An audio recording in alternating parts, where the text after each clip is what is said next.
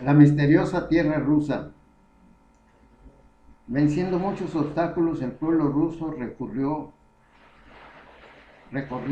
el largo camino que lleva a la barbarie y al mundo moderno. Sería difícil poder decir cuál es el país más interesante del mundo. ¿Acaso la India con sus suntuosos templos y sus extrañas costumbres? ¿O China con sus nativos amables y de ojos almendrados y su larga historia? ¿O Grecia, o Italia, o Francia, o Inglaterra, o España? Esos hermosos países que fueron crisol de la cultura moderna. ¿O Egipto, donde las pirámides custodian aún los orígenes mismos de la historia humana? Cuesta elegir entre ellos. En las últimas décadas, por razones especiales, Rusia ha atraído más que ninguna otra nación el interés universal.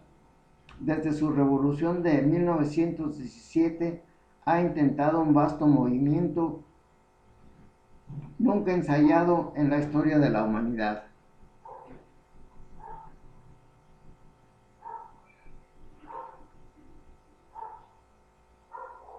Cuesta elegir entre ellos. En las últimas décadas, por razones especiales, Rusia ha atraído más que ninguna otra nación el interés universal. Desde su revolución de 1917 ha intentado un vasto movimiento nunca ensayado en la historia de la humanidad y los ojos del mundo entero han estado pendientes, a menudo con mucho temor, de cuanto ocurría en Rusia para ver cómo terminaría el trascendental experimento.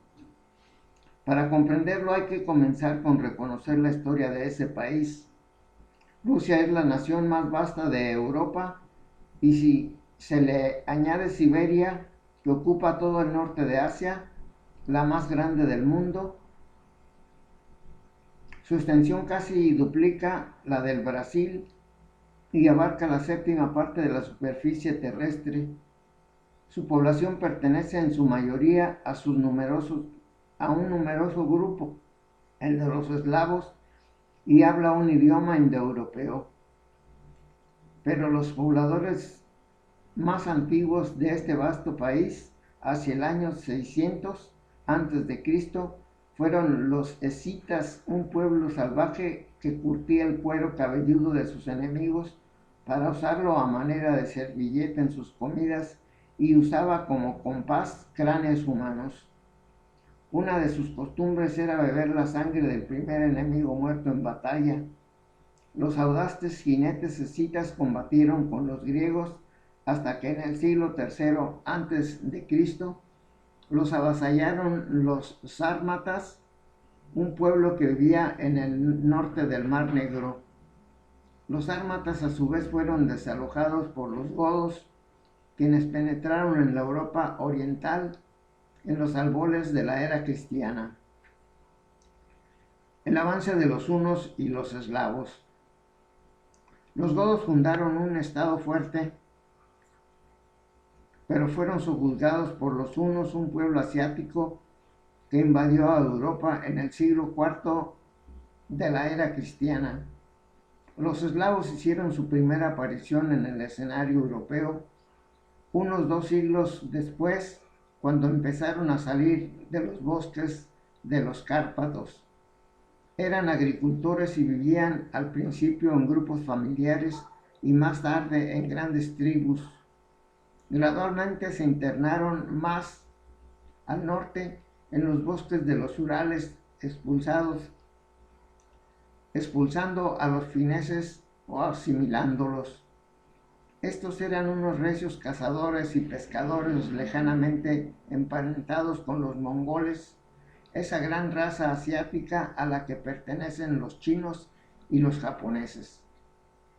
En el siglo IX los eslavos se habían extendido por una vasta zona desde el mar Báltico hasta el río Dnieper, pero como les faltaba una organización sólida, se hallaban bajo la férula de las diversas tribus mongólicas. En el norte, concluyeron por vencerlos los vikingos, guerreros escandinavos llegados de la costa este de Suecia, los mismos intrépidos piratas que en esa época eran la pesadilla de los habitantes de Inglaterra y el norte de Francia. Fueron estos jefes escandinavos quienes organizaron los primeros estados rusos. Uno de ellos, llamado Rurik, estableció su capital en Novgorod, que en esa época, en el 862, era ya una bella ciudad. Cuando murió, dejó solamente como heredero a su hijo de 4 años, Igor, pero un pariente suyo de singular capacidad, Oleg, gobernó como regente y 33 años más tarde había fundado un vasto imperio que amenazaba a la propia Constantinopla. Trasladó la capital a Kiev, centro del comercio de pieles. Entonces apareció la denominación de Rusia y poco a poco llamaron rusos a los componentes de las tribus eslavas. Un santo impío. Los bárbaros jefes escandinavos comerciaban con los griegos del Imperio Romano de Oriente. Repito, los bárbaros jefes escandinavos comerciaban con los griegos del Imperio Romano de Oriente. Sus mercaderes llevaban al sur pieles, trigo, miel y esclavos y los permutaban por oro, vino y sedas. El más poderoso de estos jefes era Vladimiro el Grande, que vivió en el 980 y 1015 después de Cristo, quien llegó a ser San Vladimiro para la iglesia griega. Por su carácter distaban de ser un santo, ya que era tan cruel, taimado y desaforado como los demás gobernantes de su tiempo. Pero llegó a la conclusión de que le convenía convertirse al cristianismo, de manera que se dirigió al sur y conquistó una ciudad griega en Crimea, para que los habitantes de esta pudieran convertirlo en el 989. Luego volvió a su país llevando como esposa a una princesa griega y convertido en campeón de la nueva religión que pronto impuso a todos sus súbditos.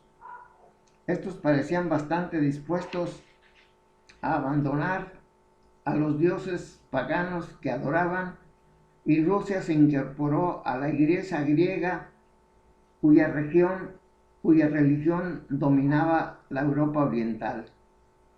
En varias ocasiones se intentó llevarlo al seno de la Iglesia de Roma, pero esas tentativas nunca tuvieron éxito. El más sabio de los primitivos gobernantes rusos. Después de su muerte de Vladimiro en el 1015, sus hijos destrozaron el país con sus guerras civiles, como era tan frecuente entre los príncipes de esa época, hasta que en el 1034 Yaroslav, uno de los herederos, se convirtió en único rey. Fue el más sabio y el mejor de todos aquellos gobernantes primitivos. Redactó el primer código de leyes rusas, edificó monasterios y dio mayor impulso a la influencia de la Iglesia. Pero cuando murió en el 1054, el país volvió a sumirse en la guerra civil. En esos conflictos, que fueron no menos de 83, Kiev perdió su jerarquía de capital que obtuvo de Novgorod, ciudad que tenía desde mucho antes un gobierno libre muy semejante al de las repúblicas modernas. El imperio se desmembró de numerosos ducados que se hacían la guerra. Galicia al norte de Novgorod, al norte Vladimir, al noreste y Kiev al sur se convirtieron en los principados más importantes que se esforzaban en obtener la supremacía. Rusia ofreció a principios del siglo XIII el mismo aspecto de los países de Occidente en aquellos tiempos. Una lucha incesante entre nobles y señores que solo vivían para la guerra. Finalmente cayó Kiev y esa ciudad, antaño espléndida, empezó a declinar. Una tribu mongólica atacaba y saqueaba a menudo las provincias meridionales de Rusia y los pobladores de estas tuvieron que emigrar al norte, a la Galicia y Lituania y a las regiones del Alto Volga. Entonces empezó el florecimiento de Moscú.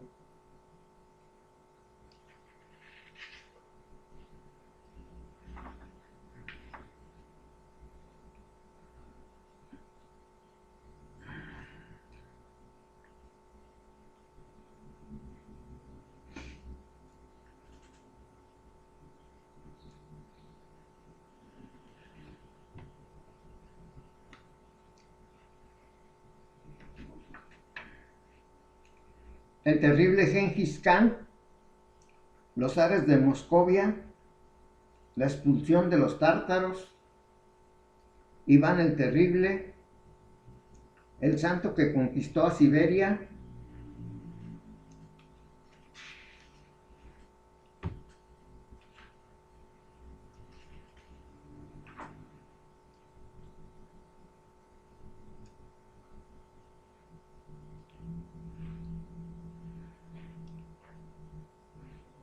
Capítulo 2. Rusia abre sus puertas a la civilización europea. Hechos interesantes. Un solo hombre transforma a Rusia. El rey que viajó por toda Europa para aprender cuanto podía. El pueblo ruso cambia sus costumbres. La creación de un poderoso Estado moderno. La ciudad que era una ventana sobre Europa.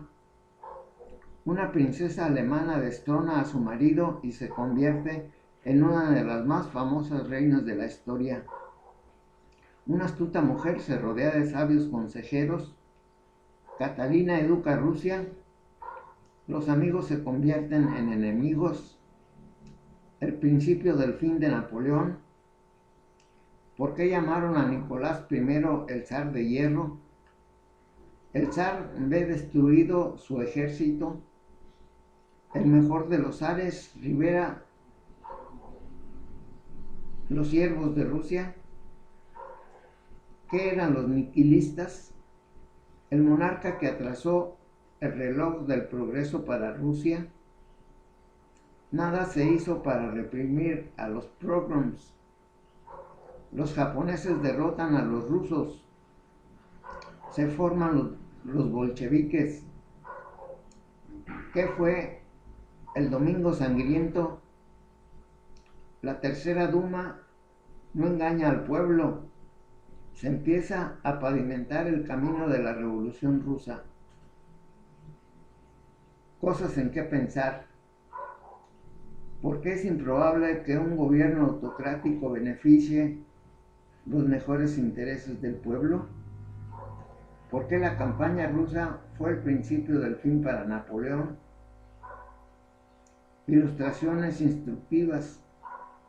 ¿Quién ha sido el creador del Imperio ruso? La nueva capital de Pedro el Grande. ¿Cuál fue la emperatriz que fundó la primera universidad de Rusia? ¿Por qué con justicia Catalina II ha sido llamada la Grande? Histórica entrevista entre dos emperadores. Las tropas francesas entran a Moscú. ¿Qué zar trató de suprimir todo vestigio de la libertad en Rusia? El último zar de Rusia con su familia se establece. El último zar de Rusia con su familia se establece la alianza franco-rusa. Materias relacionadas. Federico el Grande necesita la amistad de Rusia. Rusia se apodera de territorios de Turquía. Napoleón lleva sus ejércitos a Rusia. Rusia ayuda a Austria. Literatura rusa. Los pogroms en Rusia. Victoria de una nación oriental sobre una occidental. Tres grandes potencias se reparten Polonia. Síntesis. Rusia se volvió hacia Europa, abriendo sus puertas a la civilización y el progreso, y se convirtió en una poderosa nación que los otros países de Europa deberían tomar en cuenta, pero la mayoría del pueblo aún vivía en completa ignorancia, opresión y pobreza.